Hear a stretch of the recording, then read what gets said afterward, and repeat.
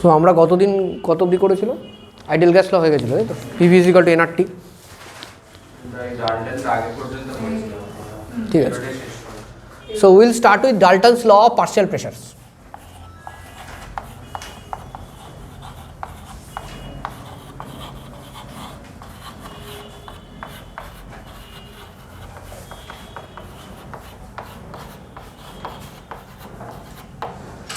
দেখো what does Dalton's law of partial pressure basically কী বলে যে total pressure exerted by a mixture of gases is equal to the summation of the pressure exerted by individual gases তার মানে কি তার মানে ধরো তোমার কাছে একটা ভেসেল আছে দিস ইজ দ্য ভেসেল আর এখানে তুমি একটা প্রেশার ট্রান্সমিটার লাগিয়েছো মানে যেখানে প্রেশার দেখা যাবে আর কি ঠিক আছে সো এই ভেসেলের মধ্যে এয়ার আছে তো এয়ার মানে নাইট্রোজেন আছে অক্সিজেন আছে আরও আছে আমি মেন দুটো গ্যাস নিলাম আর কি নাইট্রোজেন অক্সিজেন সো এখানে যে প্রেশারটা দেখাবে সেটা হলো total pressure PT total pressure this will be equal to pressure of nitrogen and pressure of oxygen individually ঠিক আছে বোঝা গেছে না বুঝতে পারো নি হ্যাঁ এবার এটা কেন হচ্ছে সেটা আমরা দেখব দেখো এই যে প্রেশারগুলো এটা কি টোটাল প্রেশার এই প্রেশারগুলোকে বলা হয় এটা এবং এটা পার্শিয়াল প্রেশারস মানে ইন্ডিভিজুয়াল মলিকিউলের যে প্রেশারগুলো থাকে সেগুলো মিক্স হয়ে টোটাল প্রেশার হয় এবং ইন্ডিভিজুয়াল মলিকিউলের প্রেশারগুলোকে পার্শিয়াল প্রেশার বলে ঠিক আছে দেখো we are talking about single vessel right okay now you know very well PV = nRT যদি টেম্পারেচার কনস্ট্যান্ট থাকে দুটো গ্যাসের ক্ষেত্রেই তাহলে এটা কনস্ট্যান্ট হয়ে গেল R constant T constant V তো কনস্ট্যান্টই আছে নাকি না এই তো ভেসেল তো দেখেই দিলাম ঠিক আছে V কনস্ট্যান্ট আছে তাহলে P is directly proportional to N ঠিক তো নাকি না বুঝতে পারছো তো কি লিখলাম P directly proportional to N তাহলে আমি কি এরকম লিখতে পারি P = Kn দেখা যায় তো তাহলে ডেফিনেটলি আমি এটাও লিখতে পারি আমি যদি শুধু অক্সিজেনের প্রেশারটা বার করি তাহলে K × NO2 শুধু যদি আমি নাইট্রোজেনের প্রেশারটা বার করি তাহলে লিখতে পারি K × N2 কারণ K তো দুজনের জন্যই সেম হবে কেন সেম হবে কারণ হোয়াট ইজ K বেসিক্যালি তুমি যদি দেখো ঠিক করে P = RT/V × N সো অক্সিজেনের জন্য এখানে যা টেম্পারেচার আছে নাইট্রোজেনের জন্য সেই টেম্পারেচার আছে অক্সিজেনের জন্য যা ভলিউম আছে নাইট্রোজেনের জন্য একই ভলিউম আছে আর তো দুজনের জন্যই সেম তাহলে ডেফিনেটলি K দুজনের জন্যই সেম হবে তাই দু জায়গাতেই আমি K লিখলাম সেটাই কারণ দু জায়গাতে K লেখার আর কোনো কারণ নেই আচ্ছা এবার ধরো আমি বললাম হ্যাঁ বলো প্রেসার বাড়ালে তো মোলসটা কমে যায় মানে ভলিউমটা কমে যায় না কে বললো প্রেসার বাড়ালে মোলস কমে যায় আমার তো কমছে না তুমি দেখো ঠিক করে ইকুয়েশনটা ভলিউম তো কনস্ট্যান্ট ও হ্যাঁ তাই না ভলিউম তো কনস্ট্যান্ট আর এখানে প্রেসার বাড়ানো কমানোর কোনো বিষয় নেই মোলস তো এর মধ্যে যা আছে তাই তো কে ডিসাইড করবে কতটা প্রেসার দেবে নাইট্রোজেন নাইট্রোজেন যত মলিকিউল আছে আর মলিকিউল মানেই মোল তাই তো তারাই তো ডিসাইড করবে ওকে এবার দেখো সো দ্যাট ইজ ইট হয়ে গেল এটা বুঝতে পেরেছো ওকে সো যদি আমি টোটাল প্রেসারে আসি ঠিক আছে এবার যদি আমি বলি যে PO2 + PN2 বার করো তাহলে কি হবে K NO2 + NN2 ঠিক তো নাকি না দেখ ঠিক আছে ওকে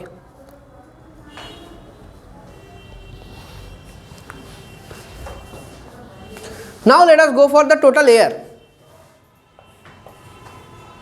PT টোটাল এয়ার ঠিক আছে এর ক্ষেত্রেও টেম্পারেচার সেম আর সেম ভলিউম সেম যদি আমি এয়ারটা নিই মানে নাইট্রোজেন অক্সিজেন মিক্সড সো এটা আমি কি লিখবো K total number of moles ঠিক তো নাকি না? না, what is total number of moles?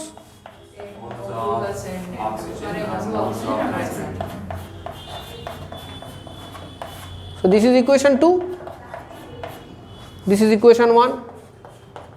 Hence Dalton's law of partial pressure is proved. দেখো দুটোরই তো right hand side same same না? সেম তো নাকি না? দেখো সেম, ঠিক আছে। নাও ধরো আমি এখানে পেয়েছি Pn2 is equal to Kn N2, তাই তো? পেয়েছিলাম তো। আবার এখানে Pt পেয়েছি KNO2 প্লাস NN2। তো আমি যদি একটা কাজ করি, এই Pn2 কে Pt দিয়ে ডিভাইড করে দিই, তাহলে এই KNN2 will be divided by KNN2 plus NO2, ঠিক তো? কে উড়ে গেল। What is this? Mole fraction of nitrogen, isn't it? Moles of nitrogen divided by total number of moles কি হয়? Moles fraction of nitrogen। তাহলে এখান থেকে আমি এটা পেয়ে যেতে পারি Pn2 is equal to xn2 into Pt। বোঝা গেছে? দেখো ক্লিয়ার হয়েছে না? তো এইভাবে এই ফর্মুলাটা আসে। তো দুটো ফর্মুলায় প্রুভ করে দিলাম। একটা হচ্ছে তোমার পার্শিয়াল প্রেশার, লটা পার্শিয়াল প্রেশার প্রুভ হয়ে গেল এখান থেকে, যে এটা আর এটা ইকুয়েট করে দাও, লটা পুরো প্রুভ হয়ে যাচ্ছে। আর আমার এটাও প্রুভ হয়ে যাচ্ছে, কারণ এটা আমাদের অনেক জায়গাতে ইউজ হয়, কেমিক্যাল ইকুইলিব্রিয়াম ইউজ হয়, তারপরে মোল কনসেপ্টও অনেক কোশ্চেনে এগুলো ইউজ হয়। তো সেগুলো আমাদের ইজি হয়ে যাবে, ঠিক আছে? তার মানে partial pressure of any gas যদি বার করতে বলে, তাহলে কী করবে? সেই গ্যাসের মোল ফ্র্যাকশন বার করবে, তার সঙ্গে টোটাল প্রেশার মাল্টিপ্লাই করবে। It is very important. কেন? এটা শুধু এখানে কাজে লাগছে তা না, এর পরের বছর গিয়ে সলিউশন চ্যাপ্টারে কাজে লাগবে, ঠিক আছে? তো it is going to get worse for you guys, ঠিক আছে, if you don't learn it well. Otherwise এটা খুব ইজি এবং ভালোই কাটবে জীবন, এটার জন্য কোনো অসুবিধা কিছু হয় না, ঠিক আছে? সো এটা হলো ডাল্টনস ল অফ পার্শিয়াল প্রেশার, ঠিক আছে? সো আর একটা ল আছে, সেটা হচ্ছিল তোমার গ্রাহামস ল অফ ডিফিউশন।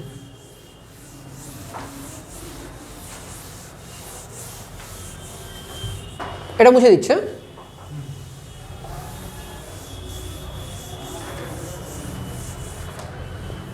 দেখো গ্রাহামস ল অফ ডিফিউশন।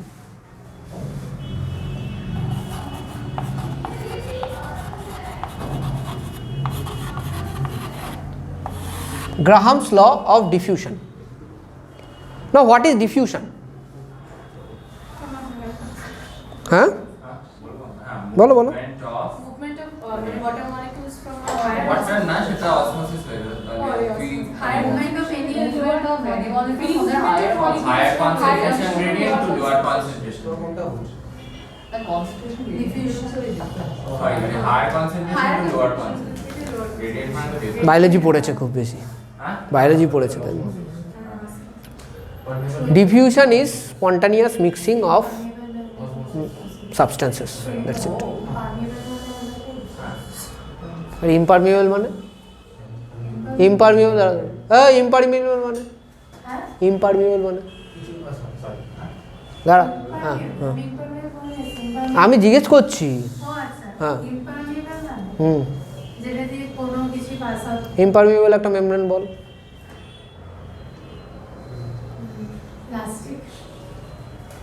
না মানে তুই বায়োলজি নিয়ে বলছিস না, বায়োলজির মধ্যে একটা ছিল। তাহলে কোথায় শিখলি এগুলো?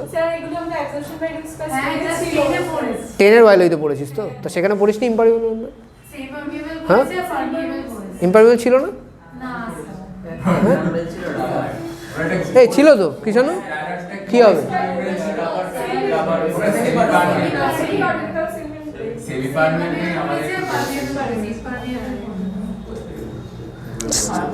সেল মেমব্রেন কি দিয়ে তৈরি বলতো? সেল মেমব্রেন তো লিপিডস, প্রোটিন, কার্বোহাইড্রেট। লিপোপ্রোটিন। লিপোপ্রোটিনটা কি জিনিস রে?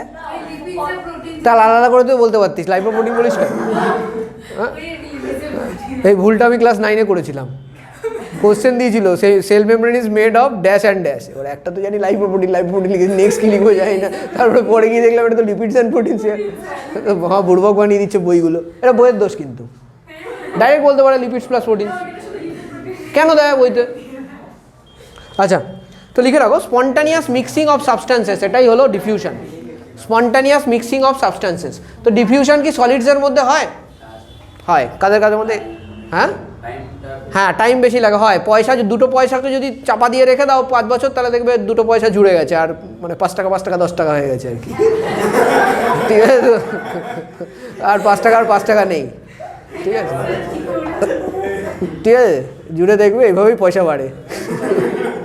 5 বছর রেখে দেবে, জুড়ে যাবে, জুড়বে তো ডেফিনেটলি, 10 টাকা হবে না, জুড়ে যাবে। ঠিক আছে, তো জুড়ে যাবে। ঠিক আছে, তো এটা হলো তোমার কি বলে, solid and solid diffusion. Liquid diffusion is very spontaneous. এরকম নয়, একটা ইঙ্ক ড্রপ ফেলে দাও 1 গ্লাস জলের মধ্যে, ফটফট ফটফট ডিফিউজ হয়ে যাবে, নীল হয়ে যাবে অথবা ব্ল্যাক হয়ে যাবে, depending on the colour of the ink. আর গ্যাসের ডিফিউশনটা সব থেকে বেশি। তো লিখে রাখো rate of diffusion is the highest in gases. তো আমরা গ্যাস নিয়ে ডিসকাস করবো, গ্যাস লতেই পড়ছি।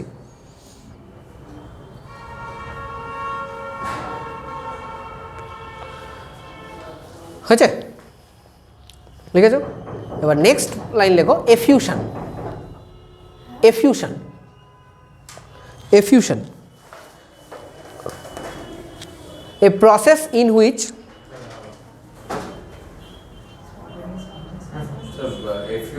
effusion, EFFUSION, a process in which a gas is allowed to escape under pressure, a process in which a gas is allowed to escape under pressure,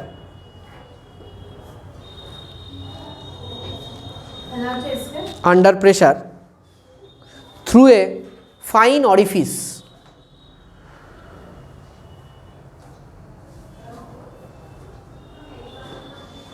is called effusion. ঠিক আছে, example বলো। একদম, আমি এটাই ভাবছিলাম, একটা বেলুনে একটা ফুটো করে দাও ব্যাস। হ্যাঁ, তাই তো, একটা বেলুনে একটা ফুটো করে দাও ব্যাস, হয়ে যাবে। স্যার তারপর ওই স্প্রে ক্যান, স্প্রে ক্যান কি? পারফিউমের যে স্প্রে, হ্যাঁ, ওটাও ডিফিউশন বলতে পারো ডেফিনেটলি। ঠিক আছে, সো এফিউশন আর ডিফিউশনের লগুলো ডিফারেন্ট হয় না, মানে ইট ফলোজ দ্য সেম, মানে কি বলবো, রিলেশনশিপস। তো গ্রাহামস ল বেসিক্যালি কি বলে, at constant temperature and pressure,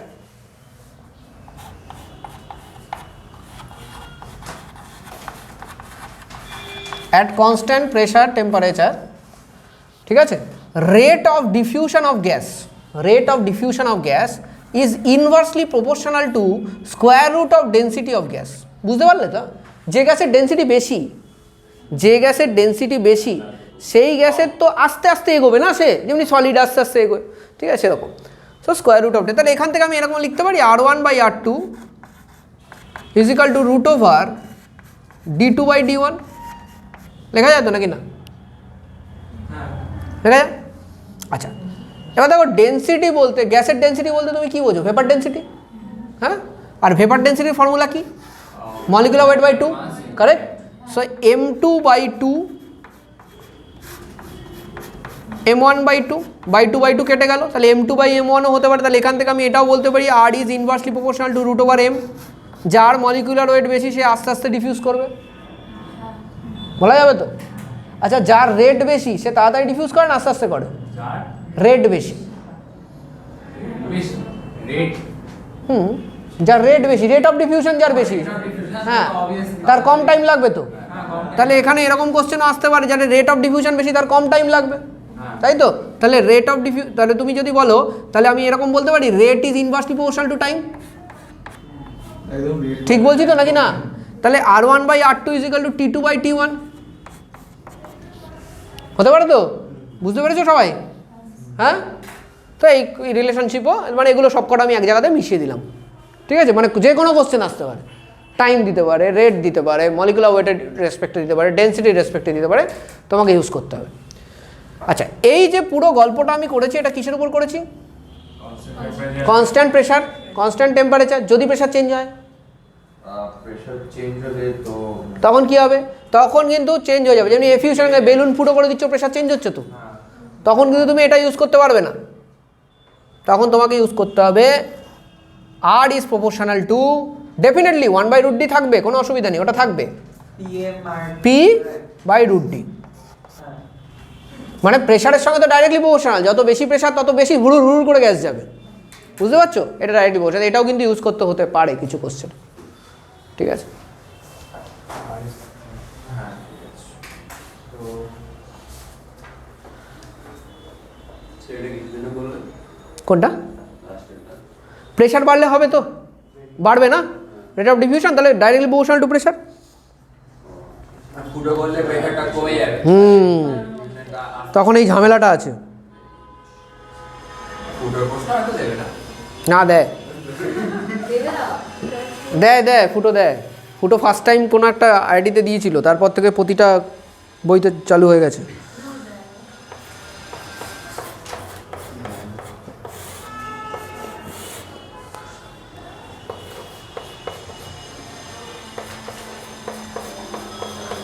এই ইকুয়েশন লিখে রাখো, এটা এফিউশনের জন্য ইউজ করা হয় ফুটোর প্রশ্নতে। এটা হলো এরিয়া অফ দ্য অরিফিস, কারণ ফুটোতে তো এরিয়া অফ দ্য অরিফিসের উপরে তো ডিপেন্ড করবে, তাই না? এরিয়া যদি বড় হয় তাড়াতাড়ি বেরোবে।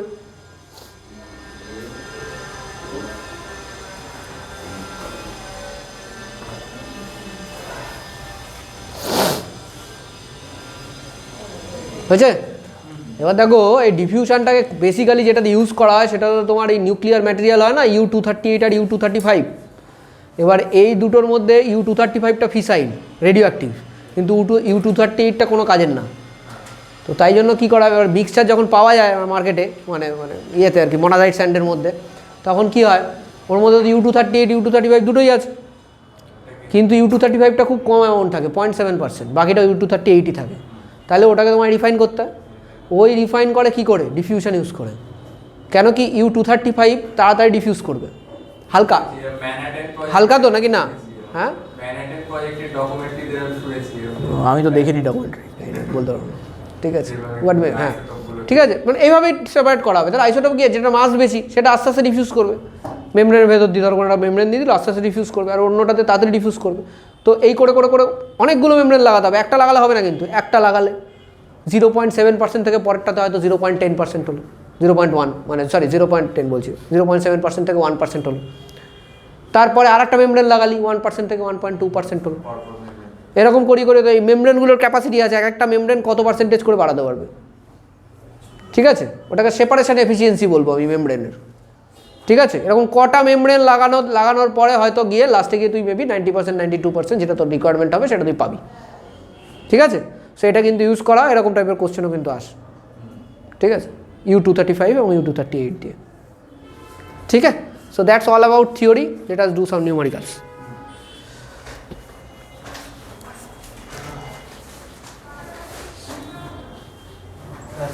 বলো কেন?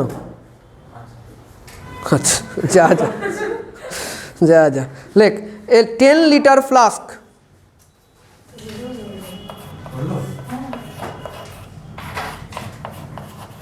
a 10 liter flask contains 0.2 mole methane, 0.3 mole H2,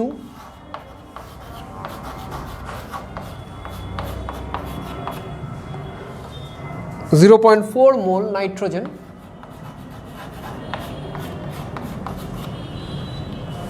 at 25 degrees Celsius.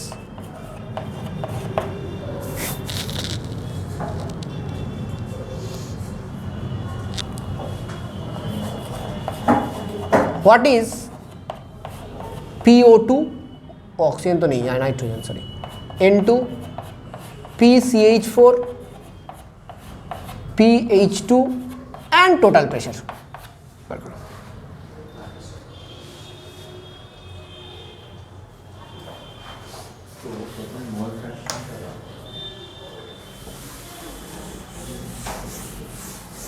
Mole fraction লাগবে না, টোটাল প্রেশার জানিস না, মোল ফ্র্যাকশন দিয়ে কী করবি? না তো কাজে দিত। ডেরিভেশন করে দেখিয়ে দিয়েছি, অর্থাৎ ডেরিভেশন করে দেখানোর কারণ আছে যাতে অঙ্ক করতে অসুবিধা না হয়।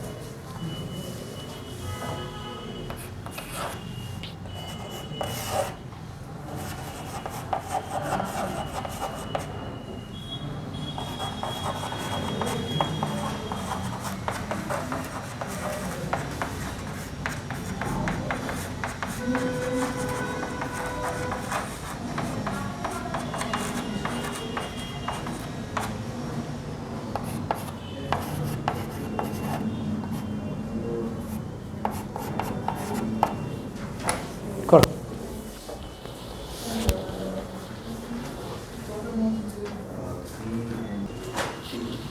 আগে 1 নম্বরেরটা আমি দেখিয়ে দিচ্ছি যাদের যাদের অসুবিধা হচ্ছে। দেখো Pn2 is equal two N/V RT, ঠিক আছে। N2 কেসে যদি আমি ধরি, এখানে N2 হচ্ছে 0.4, ভলিউম হচ্ছে হলো 10 লিটার, আর এর ভ্যালু 0.082 নেব because we are talking about litres. So Pn2টা অ্যাটমসফিয়ারে আসবে, টেম্পারেচার হচ্ছে হলো 298 কেলভিন, ঠিক আছে।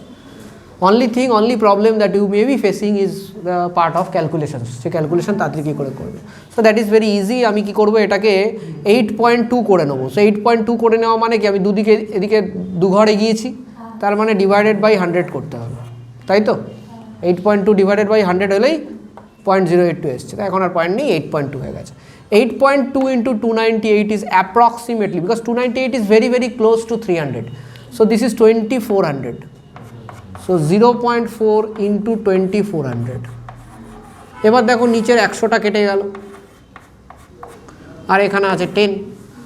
সো নর্মালি কি হচ্ছে, 24 into 4 হলে 96 হয়, 0.4 আছে তো 9.6 হবে, divided by 10. So approximately the value is 0.96. This makes my calculation very easy and very fast. ঠিক আছে, হয়ে গেল আমার Pn2 বেরিয়ে গেল। এবার PCH4টা দেখো, we know it very well that PCH4 মানে মোলস হলো 0.2, ঠিক আছে, আর এইটাতে ছিল 0.4, তো ডাইরেক্টলি প্রপোর্শনাল টু মোল হয়।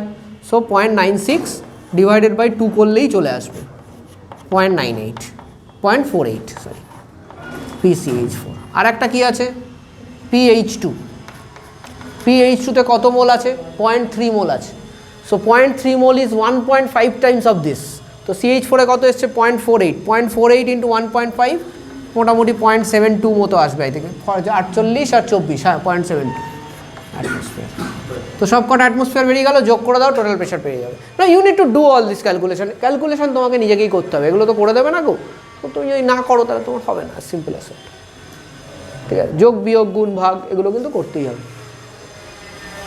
না, কামিং টু প্রবলেম নাম্বার 2, দেখো,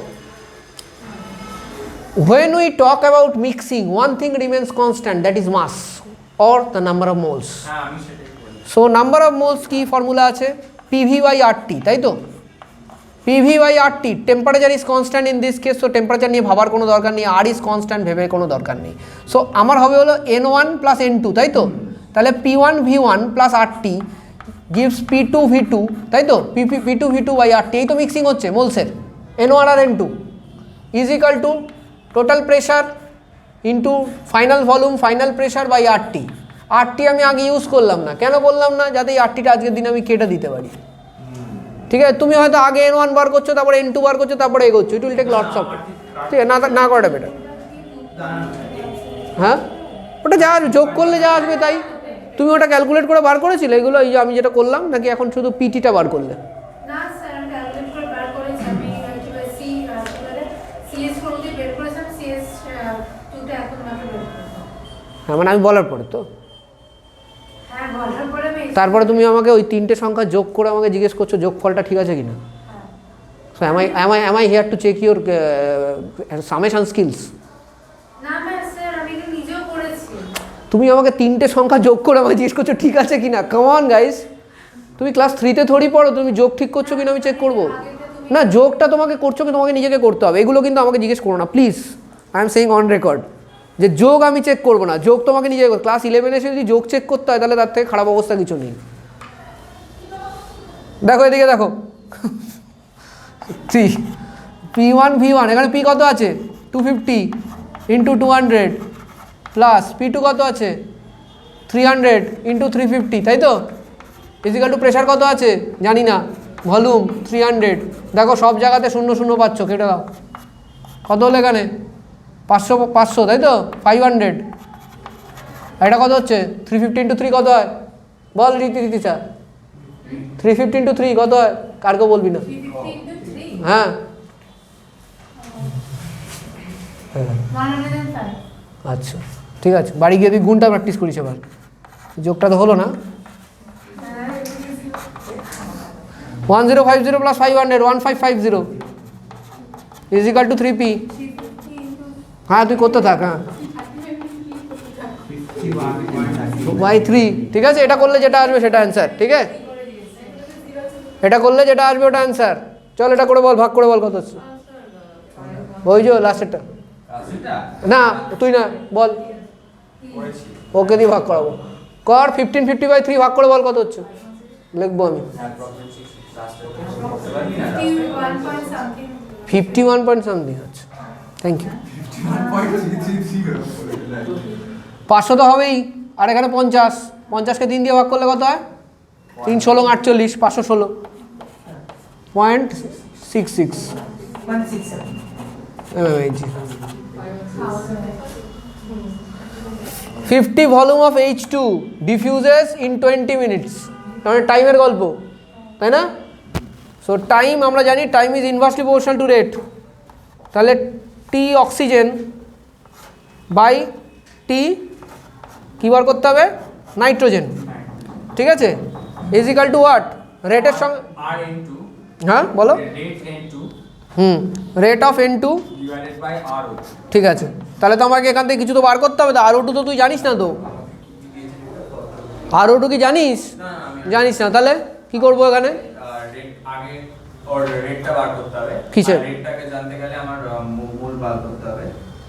বল না, ঠিক আছে বল না, ভুল হবে তো ম্যাক্সিমাম। H2 হবে না? কোনটা?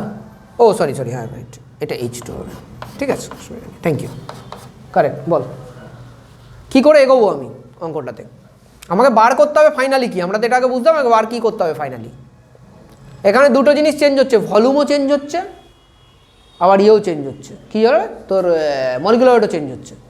তো দেখ দুটো যখনই চেঞ্জ হয় মাথাটা গুলিয়ে যায়, তাই না? কিন্তু একটা চেঞ্জ হলে মাথা গোলায় না। তাহলে আমি একটা চেঞ্জই ধরবো। আমার এখানে 50 ভলিউম হবে H2 বেরোচ্ছে কতক্ষণে, 20 মিনিটসে তো। তাহলে লেখ এখানে 50 ভলিউম বেরোচ্ছে, আর এটা কত বেরোচ্ছে জানি না, এক্স, তাই তো? কত বেরোচ্ছে জানি না, আর টাইম জানি না, 50 লেখ তো। 50 যদি বেরোয় তাহলে কী হবে? হ্যাঁ কিন্তু টাইম তো আলাদা, এটা তো রেট। আমি রেটে কী করে ভলিউম বসাবো? তাহলে 50/50 সেটা আমি জিজ্ঞেস করছি। ও আমি বসালে ঠিকই হবে নাকি? না এটা হবে না বাবা। আগে কী করতে হবে, রেটটা বার করে নিতে হবে আলাদা করে, ঠিক আছে?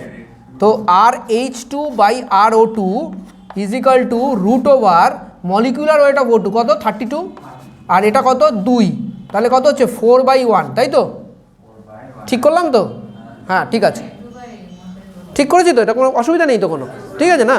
এবার TO2/TH2 মানে time taken by hydrogen by time taken by oxygen, কত রেশিওতে হচ্ছে তাহলে 4/1, ঠিক তো? হাইড্রোজেন তাড়াতাড়ি বেরোবে, 4/1, তাহলে 50 ভলিউম হাইড্রোজেন বেরোতে টাইম কতক্ষণ লেগেছে? 20 মিনিট। তাহলে 50 ভলিউম অক্সিজেন বেরোতে টাইম কতটা লাগবে? 80 minutes. হ্যাঁ For it. হ্যাঁ 80 মিনিট, ঠিকই বলেছে, ঠিকই তো বলেছে, 80 মিনিটস, বেশি টাইমই তো লাগবে।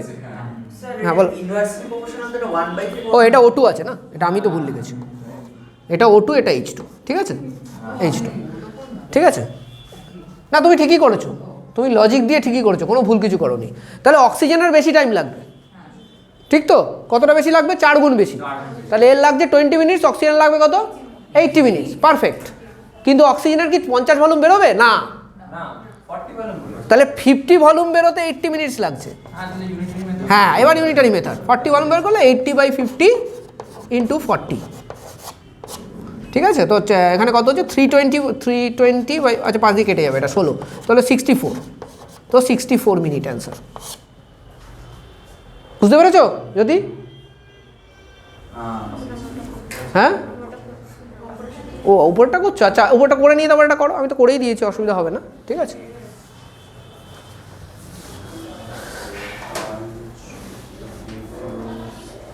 উপরেরটা বুঝতে পেরেছো তো? ঠিক আছে, ওটা করে নাও, তারপরে অসুবিধা হলে আমাকে বলবে 3 নম্বরটা, ঠিক আছে। আর এটা তো সোজা question, common, this is easy, ঠিক আছে। R235 বাই R238, 6 19 কত হয়?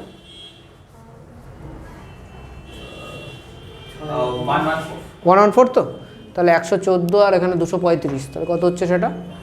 259, 359, তাই তো? 349, সরি, আর এটা 352, তো এটা করলে যেটা আসবে ওটা অ্যান্সার। ইউরেনিয়াম কি দেখছিস? লিখে দিয়েছি তো 235-238, তাহলে আবার কি দেখার আছে? ওটাই তো মাস নাম্বার, ঠিক আছে। তো আমি বেশ কয়েকটা অঙ্ক করালাম, কিন্তু এতে তো শেষ হয় না, বোঝোই তো, অঙ্ক তো আরও প্রচুর আছে। টেক্সট বইয়ের অঙ্ক করতে হবে, ম্যাটেরিয়ালের অঙ্ক করতে হবে, সব করতে হবে, কোনো কিছু বাদ দিলে হবে না, ঠিক আছে। যত অঙ্ক করবে, যত ভেরিয়াস টাইপসের অঙ্ক করবে, কঠিন অঙ্ক করবে, তত তোমার কনফিডেন্স বাড়বে। ইজি কোশ্চেন করলে কোনো কনফিডেন্স বাড়বে না।